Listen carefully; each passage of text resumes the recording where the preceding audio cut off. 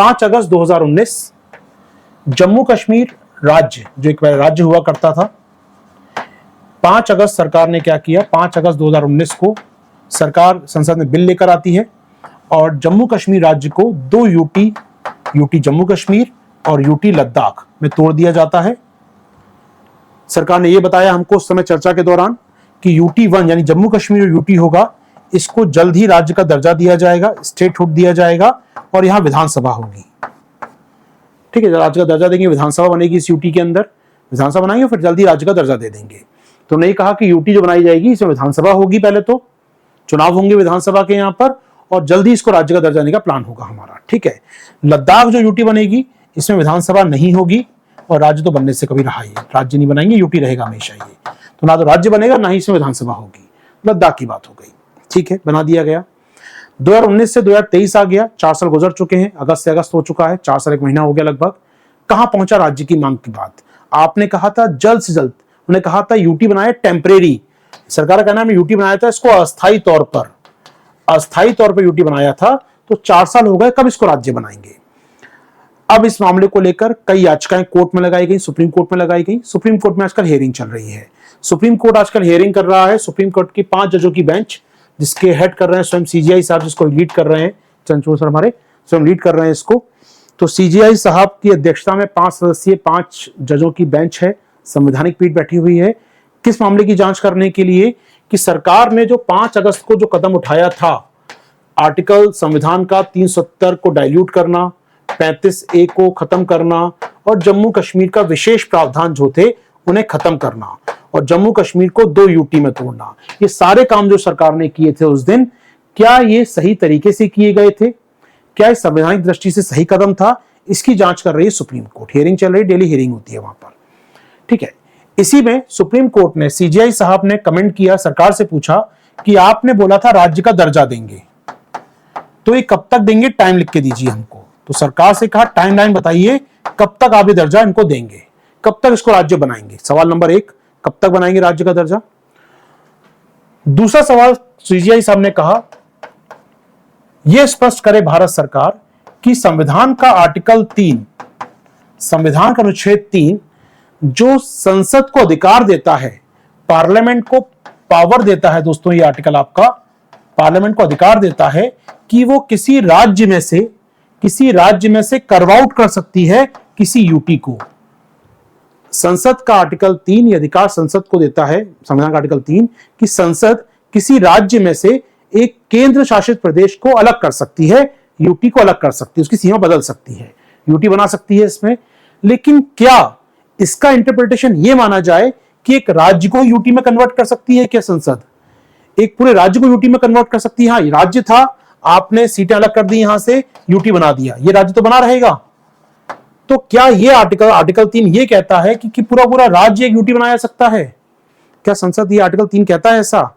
इसके बारे में सरकार सफाई दे हमको। ठीक है, ये एक प्रकार से सवाल है सरकार से पूछे संसद, सुप्रीम कोर्ट ने हमारी। उस पर पहले वाला क्वेश्चन था कि राज्य का दर्जा कब तक देंगे, तो यहां पर सरकार ने, गवर्नमेंट ऑफ इंडिया ने सुप्रीम कोर्ट में एक हलफनामा दिया है, एक एफिडेविट दिया है जनाब, और कहा है कि हम अस्थायी प्रावधान है यूटी का, जल्दी राज्य बनाएंगे, लेकिन समय नहीं बता सकते आपको कब तक बनाएंगे, यानी टाइमलाइन नहीं दे पाएंगे, टाइम नहीं दे पाएंगे कब तक बताएंगे। तो सरकार ने कहा भैया हम जल्दी बनाना चाहते हैं, लेकिन कब तक बना देंगे राज्य इसको, इसकी समय सीमा हम नहीं दे पाएंगे आपको। क्यों नहीं?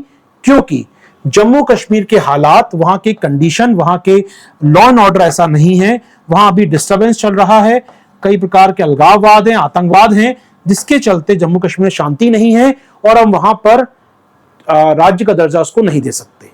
सरकार ने लिखकर दिया सुप्रीम कोर्ट में, सॉलिसिटर जनरल ऑफ इंडिया ने बोला कोर्ट के सामने कि जनाब ऐसी बात है, जम्मू कश्मीर अभी वहां पर चुनाव कराने की स्थिति में नहीं है, जम्मू कश्मीर राज्य का दर्जा नहीं दे सकते क्योंकि जम्मू कश्मीर अभी भी डिस्टर्ब है।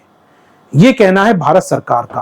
और इसके बाद सरकार ने एक बात और कही कि जनाब ठीक है, हम लोग नहीं राज्य का दर्जा दे पा रहे, लेकिन केंद्र सरकार ने जम्मू कश्मीर के विकास में कोई कमी नहीं छोड़ी है, हमने खूब सारे फंड दिए हैं, वहां पर खूब सारे रेल परियोजना बिछाई हैं, खूब सारे रोड परियोजना बिछाई हैं, हम बहुत सारा पैसा लगा रहे हैं, बहा रहे हैं, वहां पर जम्मू कश्मीर के विकास को बढ़ावा दे रहे हैं। तो राज्य का दर्जा भले ही ना हो, लेकिन हमने बहुत सारा पैसा, बहुत सारा निवेश जम्मू कश्मीर में किया है वहां के लोगों का कल्याण करने के लिए। ये सरकार ने लिख के दिया कोर्ट के अंदर। अब यहां पर ये तो हो गया, कोर्ट ने भी कुछ नहीं कहा इस पर, अब लग रहा है मंडे को सुनवाई होगी। लेकिन यहां पर राइटर हमारा क्या टेक ले रहा है? राइटर ये कह रहा है जनाब, एक तरफ सरकार कह रही है कि जम्मू कश्मीर को राज्य का दर्जा हम नहीं दे सकते, कारण है लॉ एंड ऑर्डर का, कानून व्यवस्था का। दूसरी तरफ भारत सरकार के प्रतिनिधि, भारत सरकार के नेता, भारत सरकार की स्पोक पर्सन बार बार कहते हैं जम्मू कश्मीर में बाहर ही बाहर है। 2019 के बाद जम्मू कश्मीर बहुत बाहरों का देश बन गया है, बहुत बाहरों का इलाका बन गया है। वहां पर G20 की स्पेशल मीटिंग हो रही है, कुछ मीटिंग वहां कराई गई, वहां पर टूरिज्म बढ़ रहा है लगातार, वहां पर वायलेंस में कमी आ गई है, वहां आतंकवाद कम हो गया है, जम्मू कश्मीर खुशहाल हो गया है। एक तरफ आप कहते हैं खुशहाल हो गया है, एक तरफ कहते हैं डिस्टर्ब एरिया बना हुआ है। कोर्ट में कहते हैं डिस्टर्ब बना है, लॉ एंड ऑर्डर खराब है। बाहर जनता को बोलते हैं कि सब टूरिज्म बढ़ रहा है, निवेश हो रहा है, खूब नौकरियां पैदा हो रही हैं। ये विरोधाभास आखिर क्यों है? राइटर ये टेक ले रहा है यहां पर हमारा। राइटर कह रहा है जनाब ये दो राय, ये दो पक्ष नहीं चल सकते आपके। कोर्ट में कहते हैं कि लॉ एंड ऑर्डर खराब है, राज्य का दर्जा नहीं दे सकते, बाहर कहते हैं सब कुछ ठीक है, यहां तो निवेश ही निवेश हो रहा है यहां तो। इसको लेकर राइटर हमारा टेक ले रहा है यहां पर। दोस्तों मैं आता हूं इस पर आपके साथ। राइटर हमारा क्या कह रहा है यहां पर,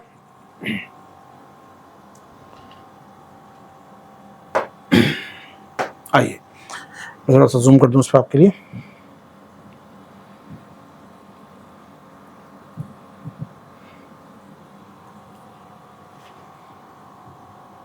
ओके आइए दोस्तों पढ़ते हैं कुछ बातें आपके साथ। तो यहां पर बताया मैंने आपको, जम्मू कश्मीर टाइमलाइन की बात कही तो यूनियन गवर्नमेंट ने क्लियर कर दिया, केंद्र सरकार ने क्लियर कर दिया जनाब कि हम लोग अभी आपको टाइमलाइन नहीं दे सकते कुछ, ठीक है, अभी हम टाइम नहीं दे सकते आपको यहां पर, ठीक है। यहाँ पर सरकार की ओर से कहा गया हम नहीं दे पाएंगे, लेकिन हाँ हमने बहुत सारा काम किया है यहाँ पर, बहुत सारा काम किया, राज्य को बेहतर करने के लिए बहुत पैसा खर्च किया हम लोगों ने यहाँ पर इसके ऊपर, ठीक है। तो यहाँ पर इंपॉर्टेंट बात है, इंपॉर्टेंट बात राइटर जो टेक ले रहा है वो दोस्तों ये है, However, the picture of normality portrayed by the government should not। क्या भारत सरकार सामान्य पिक्चर नहीं दिखाती लोगों को बाहर कि जम्मू कश्मीर सब कुछ सामान्य हो चुका है? आप ये तस्वीर दिखा रहे हैं और आप ये कह रहे हैं संविधान का संकट है, वहां पर हम चुनाव नहीं करा सकते हैं। तो निश्चित तौर पे दो राय हैं अपने आप में, दो बातें हैं यहाँ पर। और दूसरी बात सीजीआई साहब ने जो कहा कल, वो भी जान लेते हैं यहाँ पर। जब सरकार ने कहा इतना पैसा खर्च करते हैं, इतना विकास में पैसा खर्च करते हैं यहाँ पर हम लोग, ये प्रोजेक्ट लगा दिया वो लगा दिया, तो सीजीआई साहब ने कहा मैंने पूछा क्या आपसे, आपने कितना पैसा लगाया? क्या किसी जगह पर पैसा लगाना लोगों के संवैधानिक अधिकारों की भरपाई कर सकता है? लोगों के संवैधानिक अधिकार, बोलने का अधिकार, उनको वोट देने का अधिकार, उनको अपने कैंडिडेट चुनने का अधिकार, आप विकास में गंगा बहा दे वहां पर, लेकिन आपने अगर लोगों के अधिकार छीन लिए तो आप कंपेयर नहीं कर सकते। आप इस तर्क को ना दें कि विकास के लिए ये पैसा कर दिया, आप अधिकार छीन रहे हैं लोगों के, उस पर बात कर रहे हैं हम लोग। तो मुझे मत बहलाइए यहाँ पर, जो शॉर्ट ऑफ एक प्रकार से इसका जो भाव निकल के आ रहा है यहाँ पर। मैं इस पैराग्राफ को पढ़ रहा हूँ, तो पैराग्राफ जो लिखा है यहाँ पर पढ़कर सुनाता हूँ क्या लिखा है दोस्तों।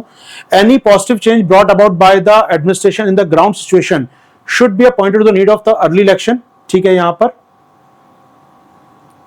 देखिए ये जो सीजीआई साहब ने कहा, सीजीआई साहब ने क्या कहा, observe during the proceeding the development work government state has undertaken after 2019 is not relevant to the constitutional challenges.